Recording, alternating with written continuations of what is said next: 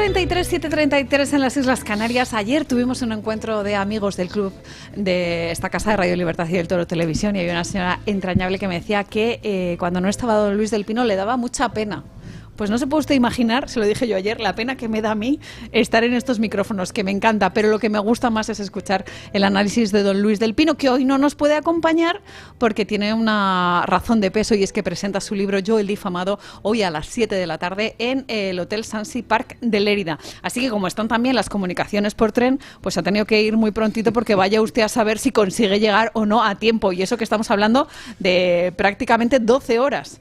Pero es que está la cosa complicada. Por suerte, están nuestros compañeros. Don Jaime de Berenguer, muy buenos días. Muy buenos días. Don Asís Tibermans, muy buenos días. Muy buenos días. Hay que aprovechar la ausencia del director. Hoy hablaremos, ¿no? Hoy hablaremos. La ausencia de censura.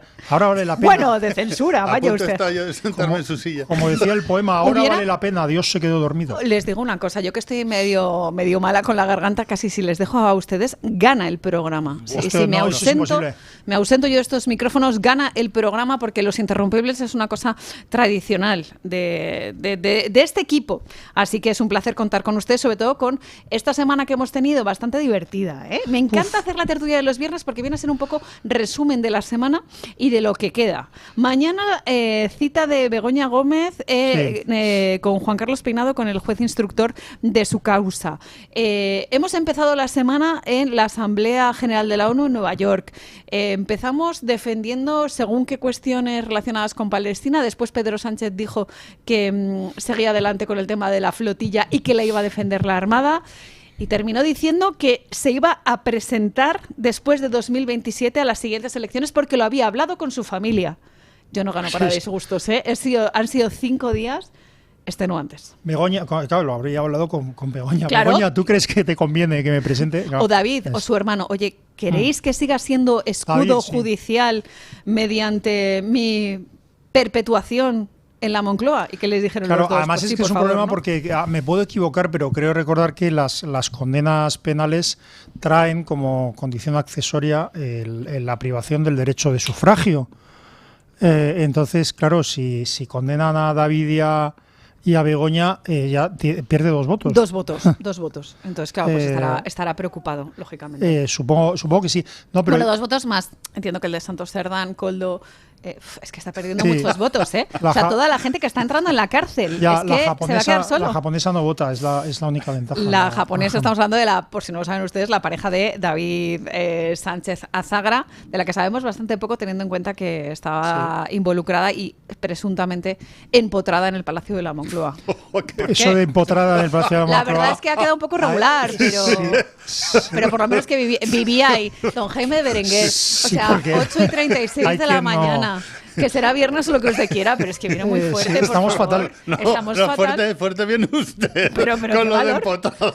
Pero qué valor, cuando aquí realmente lo que los levantinos se habla, ese es un término muy de allí. ¿Sabes lo que voy a hacer? Voy a cerrar el pico, porque me gustaría conservar mi empleo. Mejor cierre el micrófono, pero lo que pasa es que yo fíjese, llevo una semana mala, quiero decir que es que de verdad yo estoy muy, muy preocupado por todo, porque a mí me parece sobre todo que los fuegos artificiales de Sánchez son muy bananeros en el sentido más amplio de la palabra, es decir, la patrullera defendiendo a la flotilla, y la actitud de Sánchez es muy, muy, muy desde Galtieri invadiendo las Malvinas hasta yo que sé, Maduro o cualquier dictador atacando al enemigo externo, ¿no? Lo que está haciendo Sánchez es eso, y lo está haciendo, yo creo, ante la torpeza o el estupor de la oposición política. Es decir, es muy grave lo que está haciendo Sánchez, porque está involucrando a todo un país, todo su prestigio, su capacidad defensiva. O sea, nosotros tenemos un ejército que será bueno o malo, regular, pero Sánchez lo está destrozando. Los embargos son una cuestión que es escandalosa, no por su inmoralidad ni por muchas otras cosas, sino porque es que perdemos mucho más nosotros. Como diríais los militares, Jaime, bueno, que se fastidie el sargento, que no ceno esta noche, ¿sabes? Quiero decir, es todo tremendo, y el daño que está haciendo a España es brutal, es salvaje. Bueno, yo la verdad es que esta semana ya me callo, Jaime, de verdad. He estado escuchando más programas de la radio americana, bueno, tengo que confesar que escucho la Fox, pero bueno, también escucho otras cosas. Pues porque también está muy movida allí la cosa y hay cosas muy llamativas en estos días en Estados Unidos, en esta semana. Y entonces una de las cosas que decían de los comunicadores, digamos, de derechas frente a los de izquierdas, decían que es que los comunicadores de izquierdas son muy agrios, están muy enfadados y como que ahuyentan, que hay que tener humor, ¿sabes? Que es que allí los de derechas tienen más humor. Entonces yo un poco me acordaba aquí, no sé por qué de repente veía a Ernesto el Kaiser gritando ¡ah, tú quién eres! y tal, y a toda esta gente de la derecha, que incluso yo que sé, la gente así más joven o más, yo que sé, de la izquierda, están como muy agriados, ¿no? Es que yo veo a Silvia Inchaurrondo, he dicho veo, porque no la escucho, porque es que pero bueno, si alguna vez paso y está Silvia Inchaurrondo, es como la señorita Rottenmeier, o sea, te está echando la bronca, es como yo me encojo, ¿no? Yo creo que hay una agresividad de verdad en la izquierda muy fuerte, y yo creo que en fin, en la derecha, en lo que no somos izquierda, creo que tenemos que conservar el optimismo, que yo no lo tengo, el sentido del humor, que sí lo tengo a veces, y bueno, y el trabajar como si fuera posible combatir tanta miseria, lo creamos o no. Yo tengo que decirle, don Asís, que coincido con su diagnóstico y que en particular ayer mismo tuvimos unos encuentros con una serie de oyentes de esta casa y explicaba don Luis del Pino que él habla en un tono muy calmado, muy bajito y a veces dice cosas muy serias, muy severas. A veces dice. A veces, sí, por no decir siempre. Otra cosa es su sentido del humor, que es bastante discutible. Pero sí, hay chistes mejorables. Sí, Luis vuelve. Sí, sigue, perdón. Bueno, vamos a dejarlo ahí. Vamos a intentar conservar el empleo todos. Pero lo que sí que es verdad es que nosotros decimos aquí cosas con rigor, sin miedo a la verdad, sin complejos. Sí. Y aún así no tenemos ese tono agrio, o creo que no tenemos ese tono agrio, pese a que aquí, ya les digo, que se han dicho cosas muy severas, ¿no? Bueno, el tono ese de la indignación impostada en muchos casos, que es generar una especie de emoción moral, que son las que realmente movilizan, porque la emoción es la que es la gasolina del comportamiento. A nivel racional es muy difícil que llegue. Eso hay que apuntarlo, la emoción es la gasolina del comportamiento. Es que es muy buen profesor, don Jaime de Berenguer, y a veces... Bueno, a veces dice cosas serias. A veces dice cosas... dicen que sí. Pero bueno, en cualquier caso, y esto ellos lo utilizan muy bien, que es esa indignación, ¿no? Por eso ellos son tan exagerados a la hora de presentar las cosas y la verdad es que funciona, funciona porque realmente la emoción es el elemento motivador de la acción. Pero bueno, en cualquier caso, el tema de Sánchez, pues es evidente lo que está haciendo, ¿no? Es evidente. El enemigo exterior y todos en torno a él para combatir ese enemigo exterior que tiene sus correlatos interiores, que somos todos los demás. Y en función de eso, pues yo no sé cómo le va a salir, pero la verdad es que es una de sus pocas bazas. Él no puede seguir como hasta ahora. Y con eso está consiguiendo tapar lo de su hermano, lo de su mujer. Dices tú de empotrada la cuñada, pero que ahí el que estaba empotrado de verdad viviendo con él era el hermano. Que encima tenía hasta la autocaravana. Y en este país no pasa absolutamente nada. Y nadie ha dicho, es decir, si lo del hermano siendo escandaloso, una de las cosas secundarias probablemente, pero claras, era el fraude fiscal que estaba cometiendo, o por lo menos el fraude fiscal, bueno, es un término un poco ambiguo porque no estoy seguro de que tuviera categoría penal, pero en todo caso estaba defraudando, estaba mintiendo, estaba haciendo eso, y parece claro, y yo no lo he oído, a lo mejor se ha dicho, parece claro que era con la complicidad y con la colaboración del presidente del gobierno, claro, de su hermano. Pero Hacienda no lo hizo, es que ya son tantas cosas que hay que dedicarle tanto tiempo que yo no estoy dispuesto a perder tanto tiempo con estas cosas. Pero no había habido un papel de Hacienda en el que justificaba que este hombre podía vivir... un informe sin firma.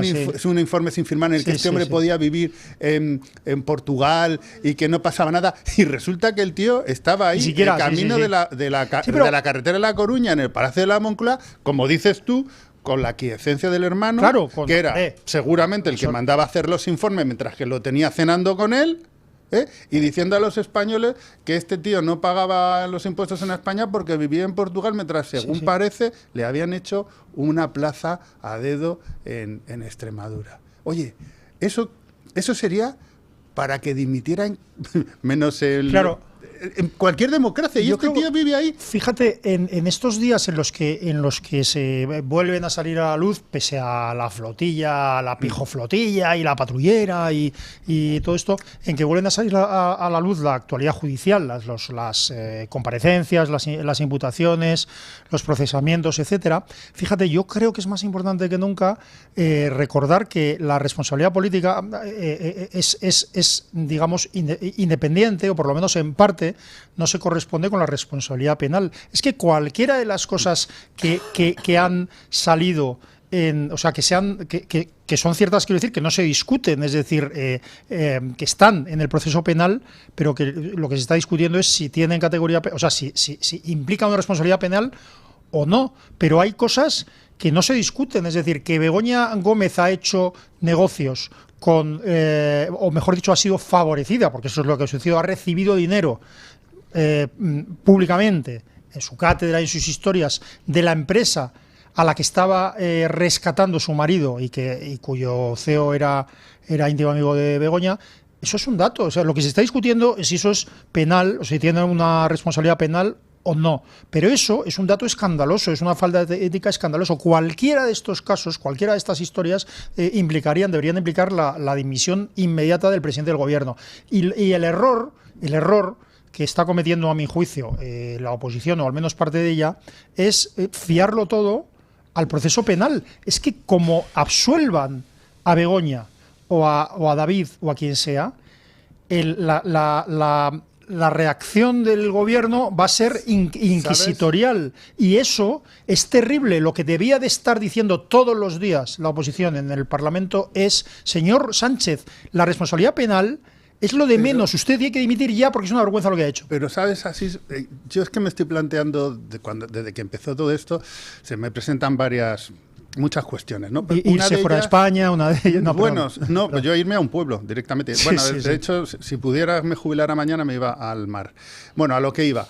Que esto lo he comentado aquí alguna vez, que todo lo que nos habían dicho de lo que era la democracia, hay que ponerlo entre comillas, cuando tú tienes en el gobierno una persona que no está dispuesta a respetar la regla de juego. ¿Qué quiero decir con esto? Tú acabas de decir, que además es un argumento muy recurrente.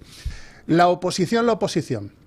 Yo que estoy en política y siempre está en la oposición tiene unos límites, pero no unos límites, es decir, tú puedes ser oposición seria y presentar iniciativas en el Parlamento, iniciativas en los juzgados, hacer concentraciones, pero llega un momento, bueno, si no eres seria, pues te llevas una impresora, como se llevaba Rufián al Congreso, o montas el show de las camisetas y esas cosas que suele hacer la izquierda, ¿no? Pero tienes unos límites. Llega un momento que eso que te han dicho muchas veces, de que, a ver, ¿tú qué haces? Es que yo no puedo hacer más. Hombre, si me dices que quieres que salga con un Kalashnikov, no voy a salir con un Kalashnikov. No. Luego está la vía judicial, pero esa va aparte. Y la segunda parte es que también nos habían vendido lo que es el sistema de contrapesos. Es decir, ya no voy a la oposición, sino que voy al gobierno. Es decir, que un gobierno no podía hacer lo que le diera la gana, pues tenía un sistema de contrapesos. Y una de las cosas que nos ha demostrado es que ese sistema de contrapesos, esta situación de Pedro Sánchez me refiero, es que tampoco funciona. Es decir, ¿qué le puedo pedir a la oposición? Pues mire, casi lo que le puedo pedir a la gente. Es que la gente no hace, perdóname, no es verdad. La gente ha salido a la calle decenas de ocasiones. Hemos llenado las calles y las plazas decenas de ocasiones, pero en todos puntos de España. Estamos en las radios, estamos en las televisiones, estamos en Twitter, en Facebook, en Instagram, en TikTok, en todas partes. Pero este tío no se va. Entonces, no es un problema ni de la gente, ni es un problema de la oposición, ni es un problema de las instituciones. Es un problema de que el tío que tenemos sentado en la presidencia del Consejo de Ministros se lo pasa todo por el forro. Y entonces la única manera legal para cambiarlo del poder es una manera que pasa por las urnas, que es cada 4 años, y todo lo demás no existe. Y a mí esto es lo que me hace replantearme de verdad cuando todo esto ocurra. es que esto hay que darle una vuelta muy seria. Es decir, al sistema hay que dar... no podemos permitirnos el lujo a los españoles y sobre todo no le podemos dejar... a nuestros hijos el marrón, porque yo por lo menos ya estoy de salida, de que se pueda volver a ocurrir, esto pueda volver a ocurrir, porque, sí, ahora me callo, esto va a volver a ocurrir. Es decir, las generaciones futuras, en este caso yo creo que de momento los que lo han hecho son los partidos de la izquierda, han aprendido que un puñado de militantes del Partido Socialista, en este caso, que son un puñado de los 48 millones de españoles, serán, me lo invento, 100.000 tíos. Con un tío que no tiene, o un partido que no tiene ningún tipo de escrúpulo y que es capaz de saltarse las leyes, las normas, la moral, lo que sea, la torera, pueden tener a un país secuestrado tranquilamente. Sí. Porque este tío no tiene apoyo parlamentario. Este tío en estos momentos ha perdido, que yo sepa, 86 votaciones en el Parlamento y son 121 diputados de un tío de 350 que perdió las elecciones, porque recordemos que hay un partido por lo menos que tiene mayoría en el Senado y que ganó por encima suyo. Esa es para mí la gran cuestión de todo esto. Yo lo he dicho alguna vez, Jaime, pero el efecto de todo esto, no solo del escándalo de Begoña, de Ábalos, de Coldo, de todo esto, sino lo mismo que estás diciendo, que un tipo que ha perdido las elecciones gobierna merced a unos pactos con los peores criminales, que son los que han dado un golpe de Estado frustrado, los golpistas que han dado un golpe de Estado frustrado, los etarras, y yo sigo llamando etarras a Bildu, a los etarras, entre otras cosas, porque en las últimas elecciones municipales presentaron a 90 candidatos etarras y a 9 asesinos en sus listas. Sí, por lo tal, yo les llamo etarras. Es decir, estos son los que gobiernan España. Yo lo he dicho muchas veces desde hace mucho tiempo. Entonces, esto tiene un efecto pedagógico perverso en nuestros ciudadanos. Yo tengo amigos del PSOE, de izquierdas, etcétera, ¿no? Y entonces, claro, la perversión que implica el ejemplo de sus líderes políticos es brutal, porque a mí me ha pasado con un señor, con el novio de una amiga mía, que cuando fueron las últimas elecciones, yo dije, bueno, no... como dije, bueno, no ha ganado Sánchez o no ha ganado el PSOE, ha perdido el PSOE, y entonces su respuesta, pero sincera, era, bueno, ya veremos si ha ganado o no las elecciones, depende de lo que pase. Y yo decía, no. Es una cuestión aritmética, es una cuestión de votos, es una cuestión de números. Bueno, pues como eso, si tú hicieras ahora una encuesta de verdad en la población general y sobre todo en la izquierda y preguntaras sin más, ¿qué partido político ganó las últimas elecciones? Y se piensan que es Pedro Sánchez y el PSOE. Saldría que el PSOE. Bueno, pero eso es parte de todo el tinglao. De la propaganda, de esta maniobra, ¿no? De esa máquina de fango que realmente es la que parte directamente del progresismo. Claro, por eso lo que quiero decir es que el monopolio de los medios de comunicación de masas, bueno, el monopolio, de la televisión, la propaganda machacona, el uso del Estado como una forma de crear mensajes, o sea, verdaderamente está pervirtiendo la democracia. La democracia, ahora que no nos oye nadie, o sea, la democracia es muy secundaria con respecto al Estado de Derecho y a la limitación del poder. Es mucho menos dañino.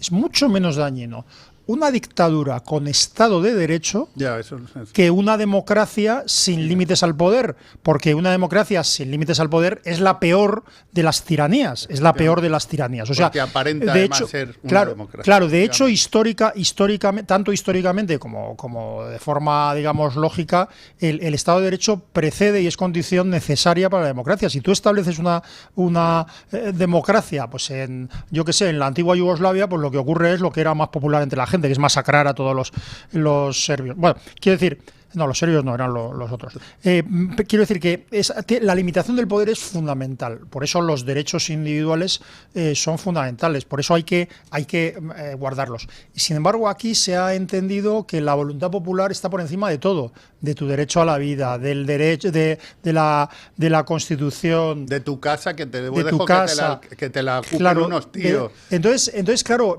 ya no, o sea, no, uno cuando dice no hay democracia, sí hay democracia porque se vota. Es que en realidad muchísimo más importante y condición previa de la democracia es el Estado de Derecho, la libertad individual y el que haya jueces en Berlín, ¿no? Como es la famosa frase del molinero, ¿no? Del caso del molinero. Pero fíjate, para que veamos entonces estamos en una situación que hay que reformar. No, te lo decía porque tú decías, hay que reformar esto brutalmente. Vamos, sí, hay que reformarlo muy radicalmente, pero hay que reformarlo en ese sentido. Y sobre todo porque, de verdad, yo no quiero que al final acabemos dirigiendo la atención a quien no la tiene. Es decir, no es culpa de los ciudadanos, no es culpa de los partidos de la oposición, no es culpa de los jueces, es culpa de este tío. Yo de verdad. Mucho. Yo creo que te pongo un ejemplo. Volvamos a la flotilla. Los ciudadanos llaman a las cosas por su nombre, los políticos llaman a las cosas por su nombre, los ciudadanos cuando ven el cuento del emperador desnudo, del traje nuevo del emperador, es muy ilustrativo, porque no son solo los políticos, es el pueblo el que no se atreve a decir que el emperador está desnudo. Yo creo que no. Yo creo que el pueblo español, en su gran mayoría, ten en cuenta que en la última encuesta he visto que tiene algo así como 6,5 millones de votos el PSOE. Hasta 48 quedan 42. El pueblo español, yo se lo ha dicho a este tío claramente, pero no solamente es que se lo ha dicho en manifestaciones, es que se lo ha dicho en las elecciones municipales, en las elecciones autonómicas, en las elecciones europeas y en las elecciones generales, y le da igual, se siente legitimado le hemos dicho por activa y por pasiva que no queremos que nos gobierne, y le da igual, y además, no solo eso, me voy a aliar con 22 partidos, que es con los que ha tenido que coaligarse, de derecha, de izquierda, nacionalista, marxista, de todo, para seguir en el poder. Por eso yo quiero poner la culpa en la persona que lo tiene. Ahora bien, claro, yo estaba hablando de acciones convencionales, de salir de una manifestación, de ir a las urnas. Hombre, ¿qué es lo que yo sé lo que haría la izquierda? La izquierda utiliza mucho lo que se llama, en términos de psicología política, las acciones no convencionales. Y una de ellas, ¿cuál es? Básicamente el uso ilegítimo de la violencia. Claro, ¿qué quiere este tío? Provocar que la gente acabe saliendo a la calle, que es lo que hacen ellos, porque me acuerdo perfectamente de aquel señor que se llamaba Pablo Iglesias, que decía que le encantaba que le patearan la cabeza a los policías, a incendiar contenedores, a levantar adoquines, a montar una Barcelona en Madrid. Claro. Eso no, nunca. Entonces, de lo que se puede hacer, de lo que se hace en las sociedades democráticas, ya lo hemos hecho. ¿Y por qué no surge efecto? Porque él no se quiere ir y punto. Y como él sabe que no va a presentar una moción de confianza, que eso sí depende de él, porque sabe que la pierde y no quiere, y la oposición no puede, se han presentado, que yo sepa, 2 mociones de censura, y cuando se llega a votar, a los nacionalistas dicen preferimos que esté Pedro Sánchez a convocar elecciones porque perdemos el poder, la situación es de bloqueo. ¿Quién tendría que irse de ahí? Pues para empezar, él mismo. Él. Y luego su partido. Pero su partido no existe ya. Es ese puñado del que he hablado antes de militantes, que son 100.000, por poner un número que serán menos, que está integrado por unas élites, entre comillas, porque de élites no tienen nada, políticas que están enchufados en todas partes. Entonces estamos en esa situación en la que yo no le puedo decir a los españoles, ni le puedo decir a la oposición, a ningún partido, ni le puedo decir a los jueces, ni le puedo decir a la prensa que la culpa es suya. En primer lugar, y el único momento que los españoles sí tienen la culpa es cuando van a votar. Bueno, eso lo tengo clarísimo. Yo discrepo completamente, pero las posturas están establecidas. Es decir, yo creo que hay una... pero es por llevarme a la contraria que te conozco. Ya, pero que quiero decir, que hay causas y efectos, pero lo que quiero decir es que yo repito mucho la vieja canción de Sabina, pero hay que tener el valor de al que mata, llamarle de una vez asesino, de recuperar de nuevo el nombre de las cosas. Entonces, pero el nombre, le decimos de todo. Bueno, no, le decimos por activa y por pasiva, por comisión y omisión. No, pero lo que quiero decir es que, vamos a ver, yo lo he contado alguna vez, pero tuve un incidente en fin, una comida de viejos amigos del cole, de pequeñitos, y entonces hace como 5 meses o poco más, y entonces dije, se me ocurrió decir, claro, pero no lo dije porque me preguntaron, no hablamos de política. ¿Y tú qué piensas de qué va a pasar con esto? Y dije, es que hay que tener en cuenta que Sánchez viene de un ambiente, se ha movido en un ambiente de proxenetismo. Entonces, una persona además de apellido de políticos, que no lo digo, porque es amigo desde pequeñito, me dijo, pero ¿cómo puedes decir algo así y tal? ¿No? Y entonces, meses después, unas semanas después, se puso, digamos, de moda, pero ya se sabía por todo el mundo que la casa de Pedro Sánchez, o sea, el piso donde vivió el primero, el piso donde vivió el segundo, e incluso su casa de, no recuerdo si Mojácar o Vera, en Almería, Joder, qué suerte esta última comprada entre comillas directamente a la sociedad de San Bernardo, propietaria del prostíbulo de la calle San Bernardo. Es decir, todas esas casas habían sido financiadas con dinero de la prostitución. Entonces hay que empezar a llamar a las cosas por su nombre. El problema, el gordo la situación no solo exigirá dimisiones o exige dimisiones por el procesamiento o por la condena de todo el entorno personal y político de Pedro Sánchez. La mujer, el hermano, los hombres de confianza. No, es que aunque no hubiera condenas ya previamente, hay que exigir la dimisión. Pero no te das todos cuenta los que días. en el fondo me está dando la razón. No será queriendo, desde luego, no será queriendo. Porque en el fondo lo que nos estás viniendo a decir es que motivos hay, pero él no le da la gana. Ya, pero ahí tiene que haber mecanismos para echarle, claro. Por eso es lo que yo vuelvo al principio de mi planteamiento. A esto hay que dar una vuelta muy fuerte, porque al final nos habían contado que había una serie de mecanismos judiciales, jurídicos, políticos y morales. De control. Exactamente. Pero fallan los morales. No, pero morales, incluso me refiero desde que tu pueblo, te diga que te vayas. Y no funciona ninguno, porque estamos ante un ser excepcional en lo malo. Excepcionalmente malo en lo malo. Y entonces, claro, eso es lo que... Es decir, no podemos volver a dejar que haya un tío... El bulo. Había una en las novelas de ciencia de Asimov, el de la Fundación, había un personaje que era el mulo. Asimov hacía muchas trampas en sus novelas, yo creo, y entonces digamos que el futuro de la galaxia se modificaba para mal porque había una mutación, había un personaje que se convertía en emperador de la galaxia. Entonces ese personaje era resultado de una mutación y entonces tenía un poder telepático absoluto y entonces controlaba todo lo que quería, ¿no? Entonces entonces la mutación que tenemos, según el psicólogo de cabecera de este programa, que es Jaime, es que hay un personaje excepcionalmente malo y excepcionalmente manipulador. Ahora, yo pienso que eso es causa, pero también es consecuencia de la degradación de la sociedad española, que tiene en gran parte la culpa. 9 de la mañana, 8 en las Islas Canarias. Esto es Mañanas en Libertad, el programa de don Luis del Pino, que hoy no está con nosotros porque a las 7 de la tarde va a presentar su libro en Lérida. Si quieren acercarse a esa firma de libros, ya saben ustedes que están más que invitados. Es en el Hotel Sansi Park, 7 de la tarde, la presentación de don Luis del Pino y su firma de libros, de Yo, el difamado.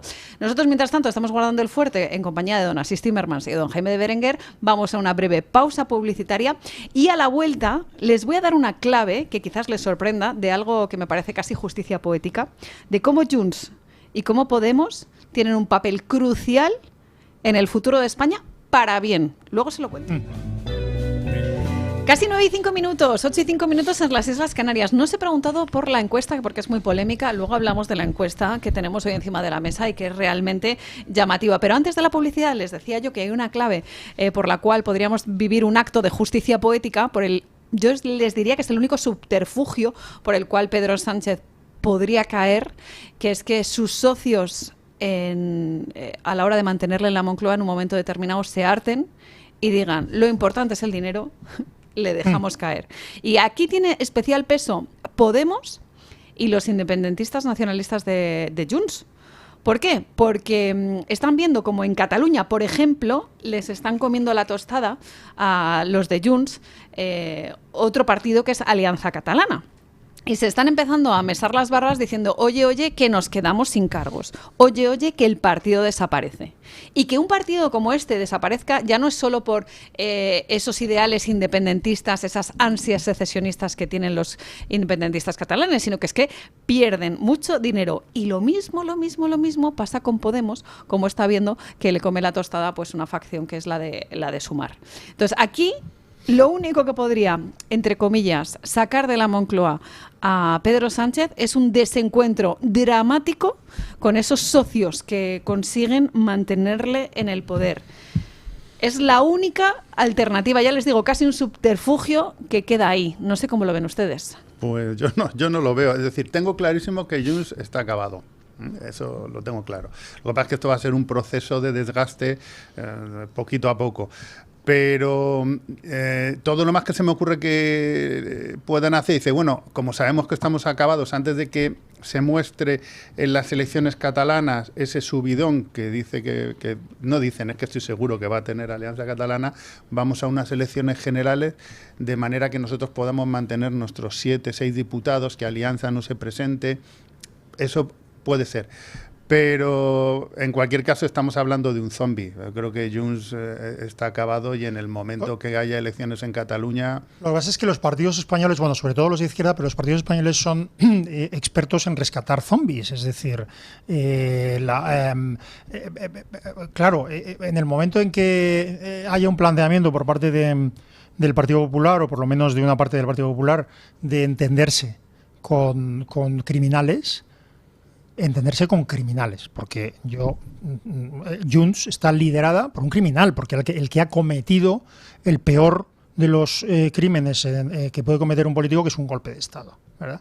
Y además se ha fugado de él. Entonces, quiero decir que yo no estoy seguro de que no le dé oxígeno en un momento dado al Partido Popular, y sobre todo, vamos a ver, es que esto es trágico, Jaime, por los dos lados, es trágico, pero el Partido Popular, en este momento, por lo menos la cúpula del Partido Popular, prefiere gobernar con Junts y con el PNV a gobernar con Vox. ¿Sí o no?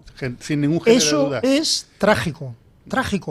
Y eso lo digo yo, que no estoy en ningún partido, pero eso te lo puede decir, te lo dice personas del Partido Popular, no lo dicen en público, pero te lo dicen. Esto es así, esto es trágico. ¿Y por qué? Porque sigue habiendo ese complejo de comprar la mercancía socialista, y entonces, pues eso, no tienes ni idea de lo que opina Vox. No digo tú, no tienes ni idea tú, el que estás hablando, X, de lo que opina Vox en materia de inmigración, que es lo que está diciendo ahora todo el mundo, por cierto, pero Vox son contrarios a la inmigración y son unos racistas. No tienes ni idea de lo que dicen de políticas de género, pero son unos machistas y no sé qué, son racistas. Es decir, el secretario de organización de Vox es negro, medio negro, es mulato, tiene tal, pero Vox son racistas. Es decir, bueno, toda esa mercancía averiada la han comprado. Entonces, de repente, te encuentras con que prefieren gobernar con los que recogen las nueces y con criminales a gobernar con Vox. Esto es así. Y es trágico. Sí, pero porque, vamos, voy a acabar con el tema de Alianza Catalana. Perdona. No, si no tiene nada que... La cuestión es, Junts, ¿por qué creo que no lo van a poder resucitar? Porque Junts, aunque tenga representación en Madrid, como un río, pero nace en Cataluña. Su respaldo está en Cataluña, tanto sobre todo en las autonómicas, municipales, etcétera, y luego ya en las generales, pues es un voto de, digamos que, no sé cómo llamarle, para aprovechar la situación. Pero bueno, la cuestión aquí es, yo no soy un experto porque no vivo allí. Ojalá estuvieran aquí nuestro amigo Sergi Fidalgo o Pau o cualquiera que supiera bien la situación. Pero, ¿cómo es la situación en Cataluña? Es la pregunta. ¿Cuál es ahora mismo el gran problema que, según parece, con la emergencia de este partido y viendo el mensaje que tiene Cataluña? El tema de la inmigración. Claro, ¿qué pasa? Que ese discurso lo está centralizando, lo tiene ya muy claro y está siendo muy duro Alianza Catalana. Y eso no hay Junts que pueda combatirlo. Claro, no hay Junts, por eso yo creo que Junts está acabado. Va a ser un proceso lento porque hay mucha gente que vive de ello, son muchos años, hay mucho tal, pero al final el tema, por decirlo de alguna manera, de Madrid ens roba y España es una nación que nos ha invadido desde 1714, choca con la realidad del día a día de las calles de Cataluña. Y entonces dicen, mira, estos reúnen dos cosas, que es el jingoísmo antiespañol, el odio al español, y la necesidad de supervivencia con los que todos los días de los problemas que tienen día a día la Pero calle. el PP no ha sabido levantar frente a eso el discurso real, que es decir, señores, estos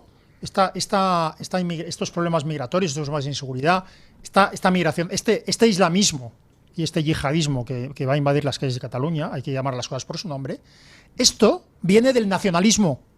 El nacionalismo catalán. Esto es, si en Cataluña el problema de la islamización y de la inseguridad es mucho mayor que en el resto de España, es por una política expresa e intensa del nacionalismo, de rechazar lo español, entre comillas, a cualquier precio, aunque sea y el precio, exactamente, y el precio fue convertir Cataluña en el paraíso de la islamización de los yihadistas. Esto hay que decirlo, y esa es la baza que tiene que jugar el PP.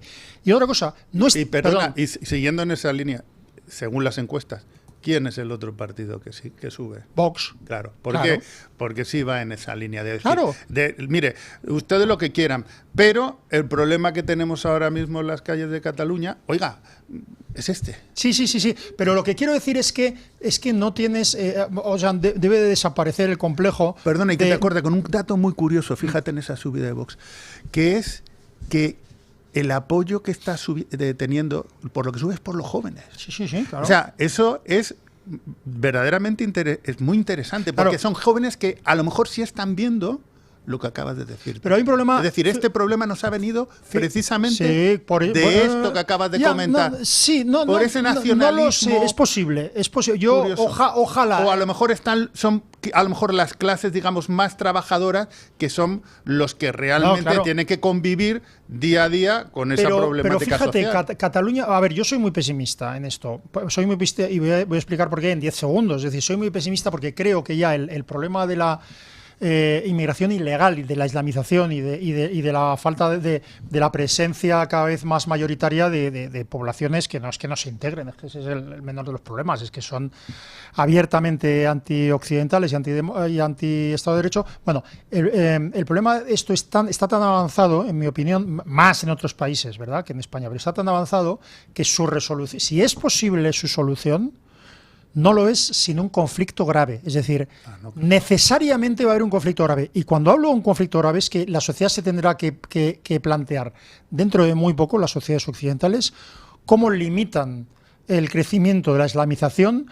con medidas muy drásticas, muy drásticas. Y no estoy hablando solo de deportaciones masivas, estoy hablando de medidas muy drásticas. Y no estoy diciendo nada de extrema derecha, ni que hay que meter a gente en campos. No lo digo eso. Lo digo que es que hay un problema grave, que es que si dejamos sencillamente que una población masivamente islamista, que ya ha llegado a un determinado momento, siga creciendo y el Islam crezca, y el Islam no es una religión, o mejor dicho, es una religión política. Si dejamos eso, estamos suicidándonos como sociedad. Entonces eso va a crear un conflicto incluso violento, muy gordo. ¿Estamos preparados para eso? Bueno, pues en la sociedad catalana va a llegar antes que en el resto de España. Claro que va a llegar entonces, claro, ¿cómo va a solucionar eso si lo va a solucionar la sociedad catalana?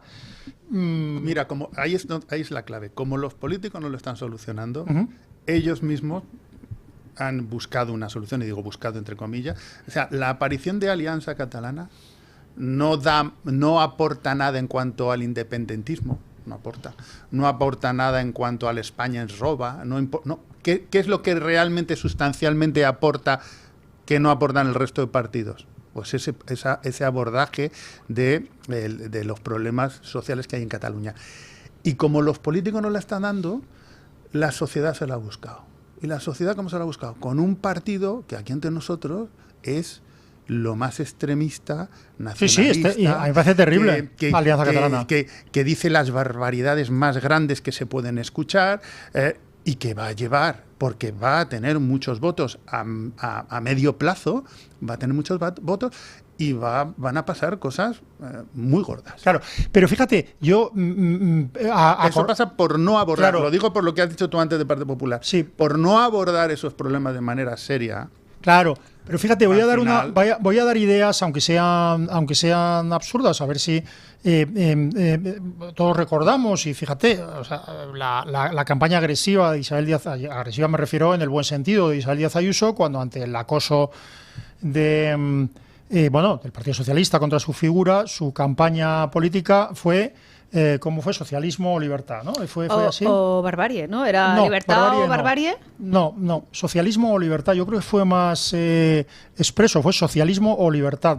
Si me equivoco, por favor, me corriges. Probablemente esté usted en lo cierto, ¿eh? Y de hecho luego dijo comunismo o libertad cuando se enfrentaba con Pablo Iglesias, etcétera. Bueno, pues en Cataluña, la campaña que se tiene que hacer es una campaña sin complejos. Y el primero que la haga se llevará el gato al agua o, en todo caso, hará una aportación grande a la sociedad. ¿Cuál sería esa campaña?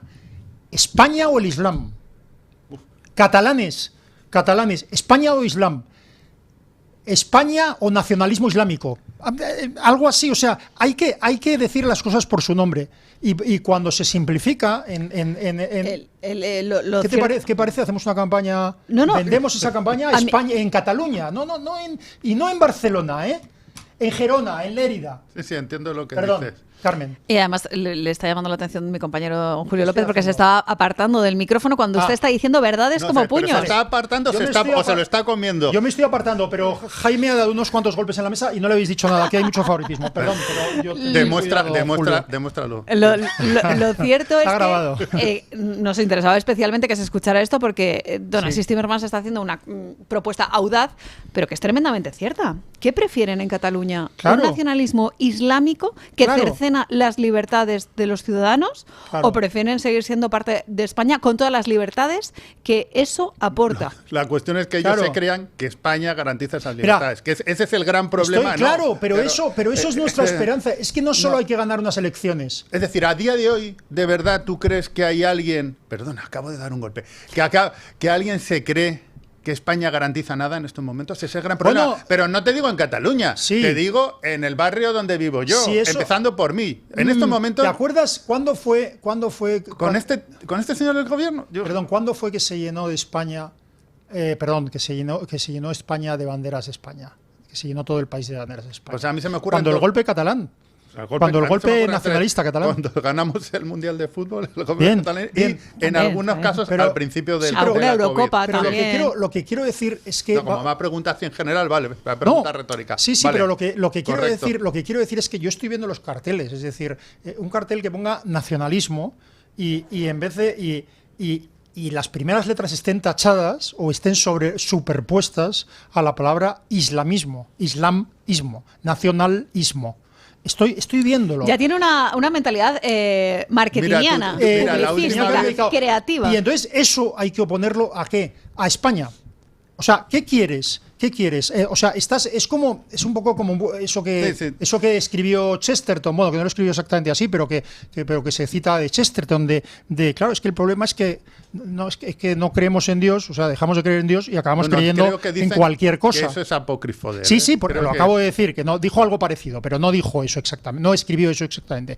Pero lo que quiero decir es que al final es eso, es decir, eliminando la raíz de Cataluña, que es lo español, es cuando has dejado el hueco, es cuando has provocado la revolución islamista. Eso, mutatis mutandis, he dicho mutatis mutandis, y que no lo decía en el programa desde hace mucho. Pero es verdad. Lo echaba yo de menos, decírselo. De hecho, deberías de empezar. Mutatis mutandis, ya es la segunda vez, mutatis mutandis es el tema del cristianismo, es decir, independientemente de nuestras eliminando, criticando, ridiculizando nuestras raíces cristianas, estamos dejando un hueco ahí que ¿quién lo está llenando? Una espiritualidad muy intensa, que es la del Islam.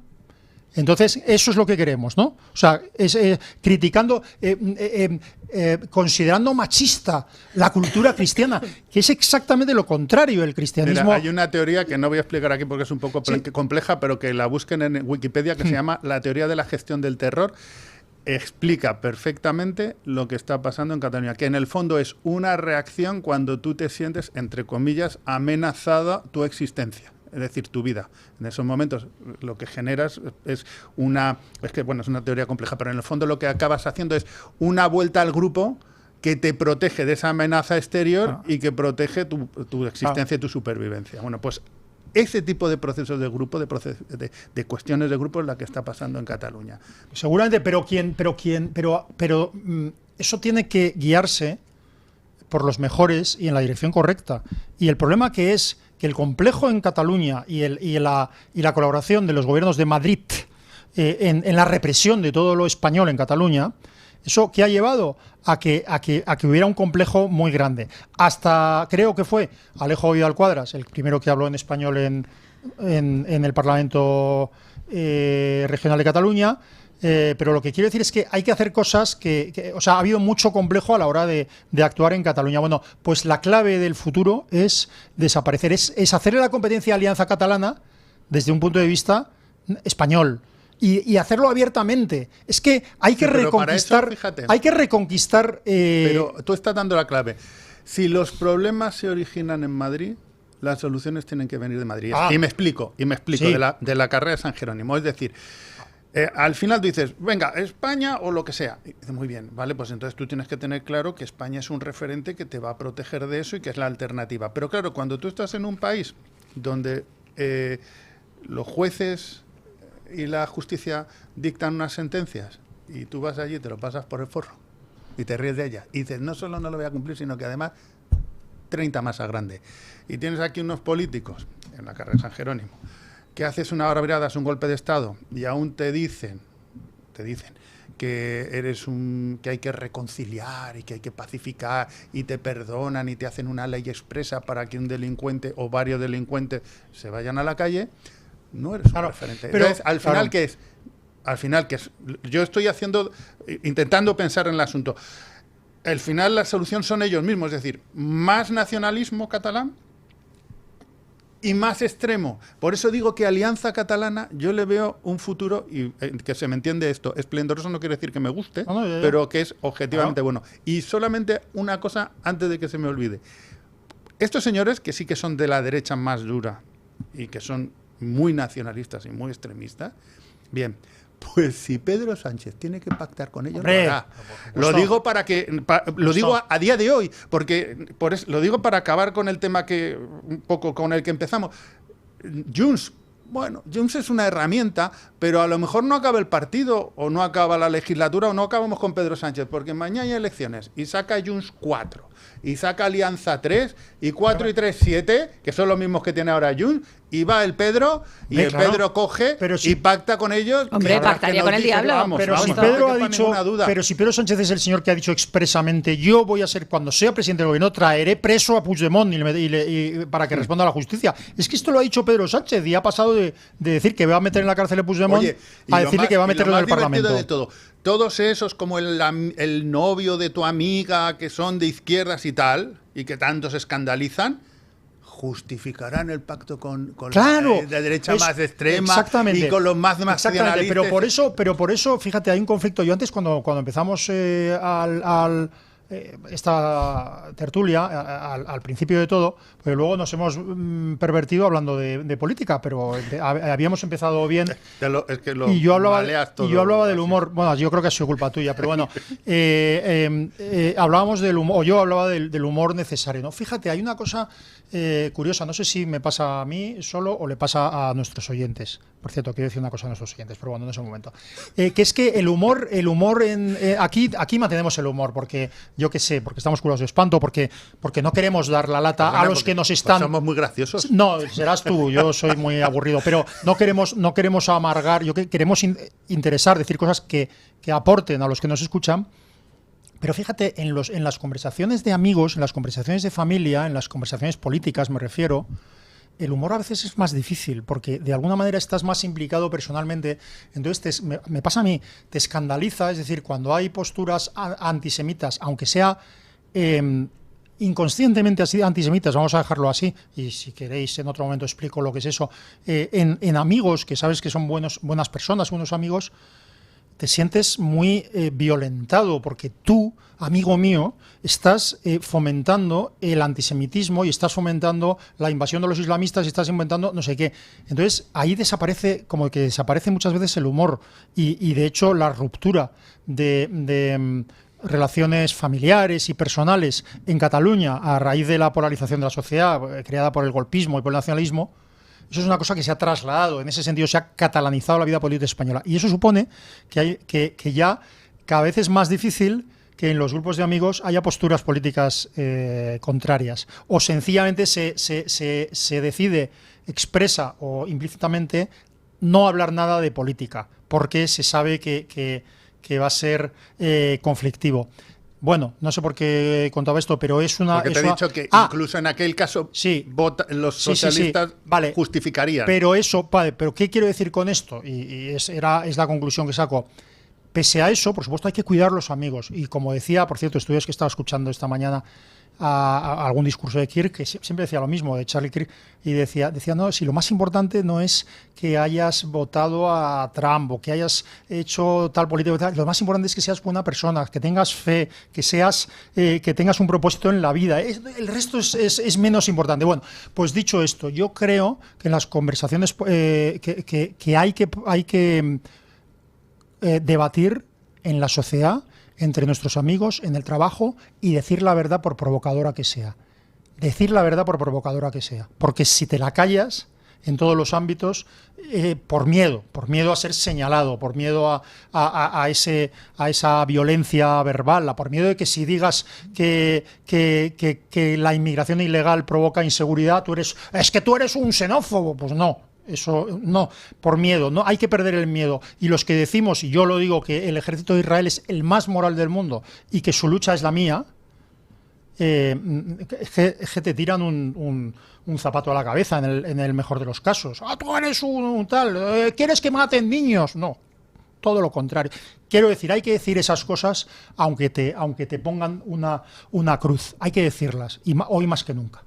Y sobre todo combatir esa corriente única, ¿no? Cuando hablábamos, por ejemplo, en este caso particular que hizo Nassim Timmermans del mensaje de Palestina y de, ay, ¿no te da pena que maten a niños y a mujeres en la Franja de Gaza? Pues sí, efectivamente, precisamente porque me da pena que maten a mujeres y niños, que se les utilice como escudos humanos, que haya un grupo terrorista que está detentando el poder allí y que los utiliza a su libre albedrío. Por eso mismo es por lo que quiero que haya paz allí.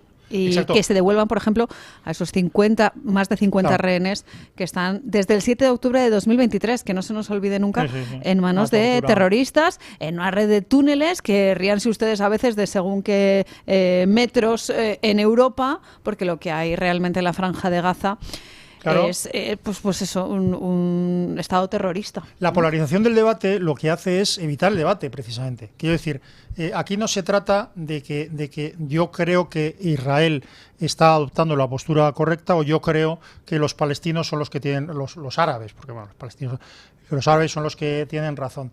No, ahora esto es imposible.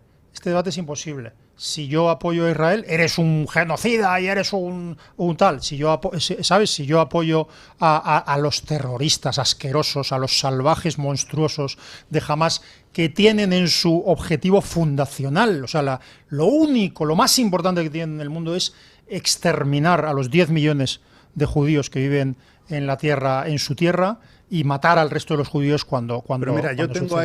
tengo una esperanza muy grande después de escuchar en la ONU, creo que era, ¿no?, al presidente de Indonesia, que es el país con más musulmanes del mundo, que son 240 millones de musulmanes, decir algo tan claro como la única manera de que haya una paz es reconocer dos estados, que no pasa. Estoy hablando desde un punto de vista de un país musulmán, por el reconocimiento de Palestina, porque eso en su caso va de suá, porque se supone que esos territorios eran suyos, sino el de Israel, la existencia de Israel. Y la existencia de Israel quiere decir algo fundamental que siempre perdemos de vista, que yo no estoy escuchando en este debate, no en este concreto, sino en general, cuando se ha abierto este debate de Gaza: su derecho a vivir en paz, en libertad y con seguridad. Es decir, a nadie se le puede escapar que el gran problema que tenemos ahora mismo es que, venga, yo mañana ceso las hostilidades, dejo de entrar en Gaza, se empieza la reconstrucción de todo aquello, se empieza a arreglar la situación humanitaria, y a ti quién te garantiza que dentro de 5, 10, 15 años, estos señores que siguen queriendo acabar contigo a cualquier precio y con todo lo tuyo, no van a volver a hacer un 7 de octubre o cualquier otra cosa que se les imagine, porque lo que quieren es exterminarte. Por eso yo tengo mucha fe, porque si ya hay un país donde su presidente, que es un país islámico, el más importante. Sí, pero islámico, pero no árabe, sí, correcto, pero con la religión musulmana, con 240 millones de musulmanes, que es capaz de decir eso clara, abiertamente. Sí. Yo, por el lado, no del lado árabe, sino por el lado del religioso, yo espero que esto se comprenda. Es decir, los primeros que tienen que entender esto son los propios implicados en la cuestión. De hecho no es el momento porque es complejo, pero no recuerdo, yo estuve en una conferencia hace años en España, no me acuerdo si era de Huntington o de Fukuyama, de uno de los dos, me parece que Fukuyama, y entonces él se preguntaba si, precisamente aludiendo al ejemplo de Indonesia y otros, si el problema, digamos, del mundo islámico era un problema más bien del mundo árabe que del mundo islámico. Estratégico es verdad que eso es así. Yo creo que no es exactamente así, pero no es algo que haya no es baladí, es muy buena la no es baladí. Por cierto, quiero aprovechar, perdón, porque en este debate, no viene a cuento, pero es igual, porque una oyente, Miron me parece que se llama, me ha indignado, ha escuchado que yo me he disculpado por escuchar la Fox.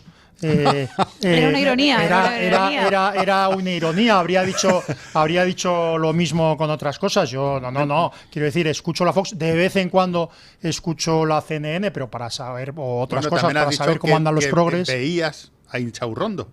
Sí, lo que pasa es que pero esto no. O sea, hay que tener cuidado. Pero yo sé que así se lo pone en la tele muteado porque lo que ve es el Toro Televisión. Lo que escucha es Radio Libertad, en fin. No, pero hay momentos, por ejemplo... A veces lee la Gaceta de la Iberosfera. No, la leo, pero claro que la leo. Media también. Claro que la leo. Bueno, y además leo a muchos, de verdad. Incluso hay algunas personas que hay aquí... Le has puesto en un brete. Se está disculpando. No. Se va a olvidar de gente. Va a quedar mal hoy. No, voy a quedar mal con todo el mundo. Pero mi columnista favorito, que es que de verdad, que es que yo le admiro profundamente como persona, como columnista, como escritor, como poeta y como todo, es Enrique García Máiquez. Me parece que de verdad, o sea, hay otros artículos extraordinarios. Sí. Yo le he tenido, en la Fundación Universitaria Española, disertando sobre Tomás de Aquino, sobre Chesterton, pero lo que quiero decir es... una conferencia en el Club Tocqueville, que el que quiera escucharlo por podcast es magnífica. Bueno, y hay una conferencia en la Fundación Universitaria Española presentada por un tal Asís Timmermans, pero quien habló fue Enrique García Máiquez y es extraordinario. Que viendo, Asís, que usted se esté quedando mal, pues por ejemplo con Antonio Mulony, y fundador de la Iberia, con Hughes, que es otro gran columnista. Ya lo he dicho siempre. Carmen Álvarez Vela, que también... Extraordinaria, a pesar de ser... haciendo amigos, don Asís Timmermans, quedando mal con las personas que deja afuera en su selección. Ni siquiera elogiando a un poeta se queda bien. Está haciendo de Yone Belarra. ¿Te has dado cuenta? Estás haciendo un poco de Yone Belarra. Igualitas, almas gemelas. 9:33, 8:33 en las Islas Canarias, pausa publicitaria y seguimos aquí en Mañanas en Libertad. 9:35, 8:35 en las Islas Canarias. Si alguno no se había incorporado a esta sintonía y de repente pone Radio Libertad y ve que no está don Luis del Pino, pues sepa que es por una buena causa. Un golpe de mano que ha dado doña Carmen. Pero para que él pudiera estar disponible para viajar a Lérida, que esta tarde a las 7 de la tarde presenta su libro Yo el difamado en el Hotel Sansi Park. O sea que ahí lo dejo, ha sido por una buena causa, ¿no? Es un mal menor. Mal menor. A ver, es provocador y todo lo que sea, pero el libro de Luis del Pino, que iba a decir el nombre y se me olvida. Yo el difamado. Esa autobiografía apócrifa de Fernando VII, en la esfera de los libros. Yo les doy los datos para ayudarle a quedar bien a... yo he leído el libro. Has estado como el Formidable, que era un subalterno muy buen banderillero. Hombre, yo estoy con la muleta siempre. Tú como el Formidable, te has sacado de un entuerto y te habías metido tú solo. Pero yo reconozco mis lapsus mentales. El libro es muy bueno. Y además es un librote así. Oye, es que se lee con una agilidad sorprendente y está escrito en primera persona, como si fuera no como si fuera Luis del Pino, sino como si fuera Fernando VII. Es verdaderamente interesante, y sorprendente. Pues los que estén cerca de Lérida tienen esa oportunidad de que, además de estar en la presentación, que les firme libros don Luis del Pino. Quiero abrir un último tema, si les parece. Nosotros hemos hablado aquí largo y tendido de Israel. Como les decía yo, era una causa tangencial de esta casa de Radio Libertad y del Toro Televisión. Lo cierto es que esta semana el tema de la declaración de Palestina o el reconocimiento por parte de diferentes países en la Asamblea General de la ONU ha estado copando diferentes medios de comunicación y Pedro Sánchez lo ha aprovechado como cortina de humo para ocultar pues cuestiones que... Su corrupción personal, la de su mujer, la de su hermano, la de su número 2, la del otro número 2, la de todo su partido, la de sus ministerios. Y pongamos puntos suspensivos a toda esta enumeración que ha hecho don Asís Timmermans. Pero sí que quería poner el foco en esa maniobra tan tremenda del bloqueo de armas. Y no solo de armas, sino del boicot en general a Israel, que se está promoviendo directamente desde las instituciones españolas, que puede tener gravísimas consecuencias para todos los ciudadanos. Hablábamos de las pulseras antimaltrato, que, insisto, había una tecnología israelí que funcionaba bien y que por temas ideológicos el ministro de Igualdad, entonces en manos de Irene Montero, decidió rescindir un contrato y otorgárselo a una empresa en la que se aportaban dispositivos de menos calidad procedentes de China que fallaban en numerosas ocasiones. Y aquí estamos hablando de la vida de personas amenazadas. Estamos hablando también de inhibidores de explosivos, que si se rescinde el contrato con los proveedores que proceden de Israel, pues dejará a nuestras tropas en una situación bastante complicada. Y luego, hablando de justicia poética, nos enteramos ayer precisamente que el buque de la Armada que va escoltando a la flotilla porta armamento israelí. El cañón. Esto es una cuestión bastante curiosa. ¿Qué hacemos? ¿No se utiliza? ¿Se utiliza? ¿Si hay que defender a la flotilla? ¿A Ada Colau? ¿A Barbigaza? Hombre, yo creo que lo lógico sería que si es armamento israelí solo se utilizará contra la flotilla. Es decir, que se disparara, no digo a las personas, pero algún tiro, esto es como lo que dijo tiro en la línea de flotación. Pues como dijo Santiago Abascal cuando hablaba de esas mafias de transporte de inmigrantes, tráfico de personas, que decían, no, es que esos barcos hay que hundirlos. La gente decía, no, pero ¿quieres matar gente? No, que es que ha dicho que hay que hundir el barco. El barco vacío. Claro, pues esto igual. La flotilla abajo, todos en la orilla. Un diputado de Vox dijo ayer en una comisión, perdone que no recuerde el nombre, cuando estaba el infame director de Televisión Española, que me parece infame, perdón. Creo que se refiere a Manuel Mariscal, que era el que hacía la intervención frente a José Pablo López. Claro, dijo que la duda, dijo una cosa, que la duda si ellos gobernaban alguna vez era si entrarían en Televisión Española con una motosierra o con un lanzallamas. Yo creo que en algún momento de éxtasis libertario en mi vida he dicho que Televisión Española había que dinamitarla. Claro, a nadie se le ocurre que... También lo dijo Marcos de Quinto, que además dijo desde su asociación, que es Pie en Pared, además tiene un lema bastante curioso que es primero destruir y luego reconstruimos, ¿no? Pero el sistema como está ahora mismo falla, hay que acabar con él.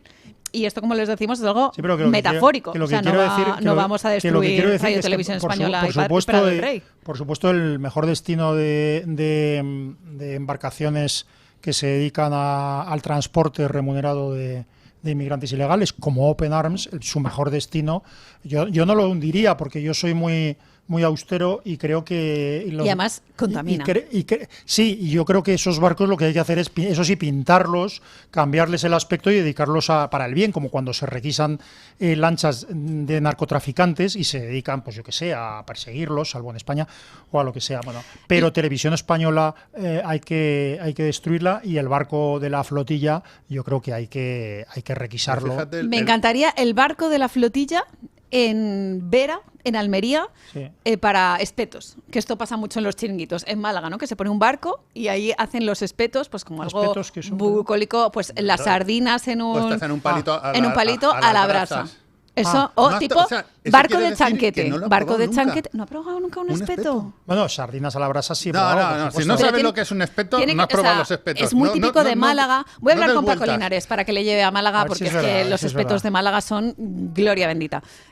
Vamos a volver otra vez con el torneo gastronómico, que no se van a escapar ustedes, por cierto. Pero volviendo al tema de la flotilla, sí que es verdad que volvemos a lo que habíamos dicho antes, ¿no? De la guerra de las palabras, de la batalla. Si pones encima de la mesa el tema de la flotilla, ya enseguida, genocida, es que no apoyas tal y cual. Oiga, esto es una maniobra de propaganda perversa. Ha habido un motín a bordo por si realmente desde la flotilla se amparaban los derechos de las personas homosexuales o no. Porque ya saben ustedes que en Gaza lo que hacen es matar a quienes tienen esos comportamientos homosexuales, porque así lo dice el Islam. También ha habido una especie de conflicto respecto a si Greta Thunberg tenía que estar en la dirección o no, si estaba copando demasiada fama. Que también se fue, además, también abandonó la plataforma. Claro, pero es que estas cosas, o sea, es un poco... Es la flotilla de la rueda del percebe, lo digo en serio, es como la casa de los líos. Claro. Pero lo tremendo de todo esto, que yo creo un poco por donde iba Carmen, que tiene toda la razón, es la utilización que se ha hecho desde el gobierno de España de esto para desviar la atención y para que él... Fíjense, porque este corrupto, que su mujer es corrupta, dicen que es corrupto y que su hermano dicen que se va a aprobar ahora y que su partido, en el fondo es un hombre excepcional, que está buscando la paz y que se ocupa de los niños y de las causas justas. Todo esto va por ahí, están limpiando su imagen. Pero lo gordo, igual, y que me perdonen los que saben de derecho y los militares, pero lo que yo veo como ciudadano español es que al final una flotilla que es una iniciativa privada, porque estos son unos... eso lo hemos pagado tú y yo, y por medio de Open Arms, por cierto. Sí, pero bueno. una iniciativa privada, si quiere, pagada con teóricamente, dinero público, respaldada por no se sabe nadie quién, todo lo más algún partido político, pero no se sabe, y que yo creo que de manera explícita ninguno, que deciden irse allí y que además están a matarse entre ellos, porque ya ha habido varias deserciones y han acabado, que curiosamente en Mykonos creo que no han acabado en la isla de Alborán, ni han acabado, ¿no?, ni en Chafarinas. Le mandas a una iniciativa privada un barco de la Armada a protegerlo. ¿Quiere esto decir, por ejemplo, que si mañana yo reúno con un conjunto de colegas y nos ponemos de acuerdo para llevar alimentos a los niños ucranianos, me vas a poner al tercio Don Juan de Austria a defenderme o me vas a poner... es decir, hemos llegado a un punto, o sea, tal de la utilización de los mecanismos del Estado para el provecho absolutamente privado de este tío, que realmente causa estupor. Porque, oye, si estos señores quieren hacer una excursión, la que más con los fines mejores, te quiero decir, a lo mejor quieren llevar libros a una aldea de un pueblo de África donde está unas guerrillas islamistas que está pasando. También les vas a poner les vas a meter en un Leopard y los vas a llevar hasta allí. Es decir, es que no tiene ni pies ni cabeza. O sea, claro, todo lo que está haciendo este tío.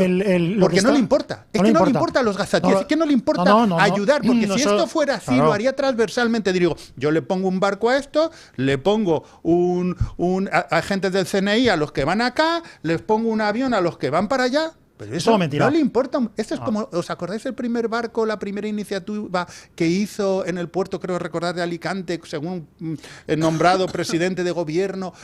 Refugees welcome, ¿no os acordáis que fue incluso, pues no sé si era un barco de Open Arms? Sí. ¿Importa un sí, creo que era... Luego ha vuelto a pasar algo. No. Claro, pero es que eso, mire, perdón, yo no suelo... ¿Cómo que mire? Mire, no nos hablamos de aquí somos muy educados. Don Jaime, don Asís, doctor, don Luis. Es que aquí nos llamamos señor doctor. Ya me has quitado la... Estaba hablando de lo de Pedro Sánchez, el puerto y cómo que lo que estaba diciendo, que lo que estaba diciendo es que yo no suelo citar ni elogiar palabras de políticos, pero hay que decir cosas provocativas siempre que sea provocadoras, siempre que sea verdad. Y no solo hay que decir que jamás es la que está utilizando como escudos humanos a mujeres y niños, porque el ejército israelí en ese rarísimo genocidio, porque es un genocidio muy raro y muy torpe, en el cual va casa por casa buscando a los suyos y por eso ha perdido ya a 900 soldados, en vez de arrasar todo. Bueno, pues en eso jamás utiliza a mujeres y niños, y a hombres, mujeres y niños civiles como escudos humanos. Pero hay que decir las cosas como son. Pedro Sánchez utiliza a los civiles gazatíes como escudos humanos contra la corrupción. Como escudos políticos. Sí, pero son humanos. Contra la corrupción de su mujer, de su entorno personal, de su hermano y la suya propia. Claro, se quiere presentar como un ser verdaderamente prístino, adorable, claro, un pero santo. Por eso el otro día una concejala de no sé dónde dijo que había que nombrarle santo. Sí, porque es que es lo que está buscando. O sea, todo esto que es una gran mentira, va buscando eso, la santidad de este. Sí, es un buen hombre, es un hombre digno, es un hombre una de las cosas justo. Una de las cosas en las que fue pionera Ayn Rand es el entender el socialismo como una religión. Pero que esto es verdad, creo que tal cual ha ocurrido. Y también acuérdense ustedes que se elogió, por ejemplo, por parte de una entidad africana, puede que vinculada al Africa Center, de Begoña Gómez, la figura de Pedro Sánchez diciendo algo así como que merecía el Premio Nobel de la Paz, ¿no? Que también son las típicas cosas pero no es suficiente, porque ahora como han nombrado a San Carlo Acut y tal, tiene que ser santo. Pero lo que quiero decir es que, mira, yo creo que cuando alguien cuando un responsable político se equivoca, muchas veces a consecuencia de esa equivocación muere gente, porque tomar decisiones de infraestructuras, etcétera, muere gente. Pero cuando un gobernante apoya intencionada, expresamente, conscientemente a un grupo terrorista como Hamás, o a un grupo terrorista como ETA, o a un grupo terrorista como Hamás, está matando gente. Entonces yo no puedo llamar asesino a esto, pero digo que Pedro Sánchez, apoyando a Hamás y difundiendo ese pro-hamasismo, esos elogios del grupo terrorista, está consiguiendo que mueran más mujeres y niños. Y lo está haciendo Pedro Sánchez. Usted es el culpable político de que mueran más mujeres y niños. Y esto hay que decirlo. Culpable político de que una víctima de terrorismo dijo el otro día que no quería estar en uno. Claro. Porque al final. Pero, y estamos hablando, exacto, muertes en Gaza, muertes en nuestro país. Igualmente voy a ampliarlo a catástrofes como el apagón, que ha muerto gente, catástrofes como la Dana, que por esa inacción ha muerto gente, más de 200 personas, y catástrofes como la pandemia, con una pésima gestión a nivel nacional. Y podríamos seguir. ¿Y qué hizo Zapatero con un grupo moribundo, como el grupo terrorista ETA? Literalmente insuflarle vida, volver a levantarse para poder hacer un pacto de paz, y luego el cínico amigo de narcotraficantes, de narcoestados, que es Zapatero, ir por ahí diciendo: yo acabé con ETA. Cínico asqueroso. Bueno, está aquí don Eric Gutiérrez, que acaba de llegar porque nuestros contertulios están intentando esquivar el tema que propuso don Luis del Pino para esta encuesta. Sí, doña Carmen, ahí pues está hablando de cosas muy serias, pues venimos a hablar de algo un poco menos serio, aunque también importante, la gastronomía. Ya saben que llevamos haciendo durante estas 2 últimas semanas ese torneo gastronómico que ayer se proclamó como campeona de España, Castilla y León, y hoy venimos a hablar de los mejores platos, ¿no?, de Castilla y León. O sea, ¿pensaban ustedes que la final era simplemente proclamando a la región ganadora, que era Castilla y León? Pues no, había un bonus track. Ganó Castilla y León. Ganó Castilla y León. Yo estoy muy de acuerdo con esa. Yo estoy en contra de este torneo. Estoy en ese barco del torneo y de Castilla y León. Yo en contra. ¿Sabes qué pasa? Que los viejos teníamos Castilla la Vieja, que era Santander, Burgos, Logroño, Segovia, Soria, Ávila, Valladolid y Palencia. Correcto. Y luego León, el antiguo reino de León, que era León, Zamora y Salamanca. Exacto. Entonces, claro, Castilla y León es una entidad un poco, es decir, hay que concretar. Hay las autónomas suyas. Si usted me dice que Valladolid es la que ha ganado el premio de la mejor gastronomía, lo discuto seriamente. Lo impugna. Sí, por eso no concretamos. Claro, Segovia es otra cosa, yo que sé. Castilla y León como entidad. Lo que sí queremos hablar es de los platos que hay en Castilla y León, que son tremendos, y que hemos puesto 4 elegidos por la inteligencia artificial, porque no queríamos mojarnos de cuáles eran los mejores 4 platos, y le he preguntado cuáles son los más populares, ¿no? Los más populares, efectivamente. Eso es más artificial que inteligente. Pero bueno. Totalmente. Pero ha puesto 4 que yo además estuve. A ver, están muy ricos. A ver cuáles creen ustedes. Los 4 que ha puesto ha sido lechazo asado, torreznos de Soria, morcilla de Burgos o sopa castellana. Madre mía. Mamma mía. Yo quiero un menú completo. Pero los ha probado, los ChatGPT ha probado. Primero, segundo y postre, ¿no? No sé, igual sí. De la morcilla de postre. A ver, muy digestiva. Joder, mira, el otro día me puse de morcilla de Burgos. Es que la morcilla de Burgos estuve penitenciando todo el domingo. Es un escándalo. El León tiene un chorizo riquísimo, también hay morcilla de León. Pero es que se ha quedado fuera el cochinillo de Segovia. Bueno, usted no se acuerda una vez que los oyentes nos mandaron chorizos y morcilla, ¿no se acuerda? Aquella época. Fue gracias a mí, fue que don Luis se metió. Don Luis en un berenjenal tremendo. Don Luis se metió con la morcilla de León, de las Batuecas, no, ¿cómo se llama? De Bavia o de no sé dónde. Se metió con la morcilla y dije, oiga, me va a perdonar que va tal y esto. Pues don Asís, yo he hecho un llamamiento durante todas estas 2 semanas para que nos mandaran tuppers y cero éxito. Están llegando. Están llegando. De lo que sea, de lo que sea. Pero a ver si estos se los han escondido y cuando nos vayamos los sacan y a se ver, los los zampan, torreznos, no lo dude. Los torreznos es que yo los tomo para desayunar. Oye, si llega un torrezno de Soria, por favor, guardárselo para mi mujer, un trozo, ¿eh? O sea, torreznos, morcilla de Burgos, ¿y cuál era? Sopa castellana. Sopa castellana y lechazo asado. Esas serán las 4 opciones. Yo he votado y lo tengo clarísimo, pero me ha costado, ¿eh? Es que yo soy más de cordero que de lechazo. Mira, porque mira, en estos platos, y cuando te imaginas esa gastronomía, yo no me la imagino en verano. Son todos platos de invierno, de ese frío castellano, porque yo me siento pues yo con absolutamente… con 35 grados me los comía, ¿eh? Sí, claro. Bueno, pero con 40. Bueno, claro. Entonces, yo…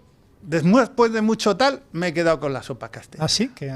He perdido, estaba entre la sopa y el lechazo. Estos son los años, pero, sí, estos son los años de cuchara. De jovencitos nos quedaríamos con los torreznos o con… Sí, por eso a mi mujer le gusta los torreznos y a mí la sopa, porque yo soy un carca y es una mujer esplendorosa, guapa y joven. Es digestivo también. Bueno, vamos con los resultados, que me está entrando un hambre tremenda. Ha ganado. Yo no he desayunado, o sea que date prisa. A estas horas son las 5 y no has desayunado. Si quieres invitarme un lechazo, estoy en el barco. 58% ha ganado. Como digo, con el 58%, la opción de lechazo asado. Ha ganado con muchísima diferencia. Sí. En segunda posición, torreznos de Soria con el 17%, la sopa castellana con el 15% tercera y la morcilla de Burgos con un 11% cuarta. Pobre morcilla de Burgos. También le digo que es verdad que el cordero, en general los asados, yo los asocio con la fiesta, con la celebración, con una Navidad, con una Nochebuena, con la alegría, son las típicas con el horno de leña. Capciosas de don Luis del Pino, que nos ha obligado a elegir maliciosamente entre la morcilla y la sopa castellana. Claro, no entendéis la de Moscocia, porque la morcilla y los torreznos se hacen la competencia mutuamente. O sea, quiere decir que ¿sabes? O sea, la pregunta lógica, la pregunta lógica sería: punto 1, morcilla y torreznos. Punto 2, sopa castellana. Punto 3. Claro. A mí lo que se me da muy bien es la sopa castellana. Ya el lechazo lo intento, pero sobre todo en Navidad, que es lo que acaba de decir doña Carmen. Bueno, pues, pero es que me vienen tantos a casa que como no ponga el gorrino en vez del lechón, pues ya. Claro, no. Pues les digo una cosa, mucho lirire y poco lerele, les reto a ustedes, miembros de esta mesa, a que traigan una muestra representativa de cómo se les da de bien la gastronomía de nuestro país. Yo no he dicho que ha sido tú has sido que se te da bien hacerla. La sopa castellana. Yo no tengo ni idea de hacer sopa castellana. Tú puedes traer un lechón y decirnos que lo has hecho tú y traerlo aquí que nos lo comemos igual. Yo sé hacer tortilla de patatas. Bueno, eso es lo que sé hacer. Traiga. ¿No? Sí, pues venga, va, tortilla de patatas. Como si es una barra de pan, a mí lo que sea. Así no se preocupe. Le leo un comentario, doña Carmen, que vamos un poco justos de tiempo, pero para cerrar este torneo gastronómico. Nos decía Valerami: lechazo asado en su propio jugo, hogaza de pan, vino Ribera del Duero, postre Torrijas, Santiago y Cierra España. Efectivamente. Santiago y Cierra España. Así que ahí lo dejo, por si tienen un poco de hambre. A toda la audiencia, muchísimas gracias por habernos mandado sus comentarios. Son muchísimos. Ha habido odios, ha habido amores, ha habido pugnas. Se acaba ya este torneo gastronómico proclamando al lechazo y a Castilla y León como claros ganadores. Y tengo que decir que la semana que viene, el lunes mismo, don Luis del Pino viene con preguntas serias, que ya se le ha fedado la conducta, por así decirlo, por parte de la audiencia, y ha dicho que va a preguntar, yo qué sé, por la Unión Europea, algo facilito o algo así. ¿Cuál es la mejor tapa de España? Creo que era el lunes. No. Basta ya. Uy. Basta ya, porque además dijo que iba a preguntar luego por las catedrales, las playas. Esto la mejor calle de tapa de España. Señores. Yo tengo unos amigos con los que hacemos concursos de pinchos. Concursos de pinchos. Sí. Basta ya con esta tragedia gastronómica, con esta encuesta que nos da sinsabores, que yo ya lo dije, esto me da sinsabores. Don Eric Gutiérrez, muchas gracias por haber estado con nosotros y traernos la opinión de los oyentes. Don Asís, don Jaime, los interrumpibles, gracias por estar un día más aquí en Mañanas en Libertad. Gracias, y muchas veces. Y ahora sí, nos vamos con un amigo de este programa, con don Paco Linares, un gran conocedor de los espetos de Málaga. Quédese, don Asís, porque le va a interesar. Buenos días, Paco. Sánchez tiene en España muchos voceros, pero que el rey Felipe VI siga la línea de Pedro Sánchez en la ONU me ha desilusionado mucho. Dijo, entre otras cosas, refiriéndose en plural, no sé a quiénes, lo siguiente, abro comillas: nos cuesta comprender lo que el gobierno israelí está haciendo en Gaza, cierro comillas. Su excelencia, jefe del Estado del Reino de España, lo que está haciendo es defender a su pueblo. Israel es lo único que hace. Usted lo calificó de masacre. Y como usted sabe, don Felipe VI, lo que se está viviendo en Gaza como dice mi alcalde de Málaga, es una tragedia. Israel lleva años soportando actos terroristas por todas sus fronteras, y el colmo llegó cuando el 7 de octubre de 2023, en un festival de música electrónica, los terroristas de Hamás quemaron niños delante de sus padres, mujeres violadas, cabezas de hombres cortadas. Después asesinaban a las violadas a machetazos, secuestros. ¿Sabe usted, don Felipe VI, que Gaza tiene el doble de kilómetros de túneles construidos por Hamás, no por ahora, que el metro de Nueva York? Más de 700 kilómetros de túneles en Gaza hechos por Hamás.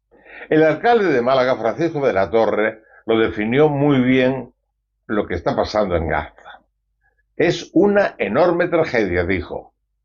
Rey de España, se ha convertido usted en vocero de Pedro Sánchez, después de los desprecios públicos que le ha hecho.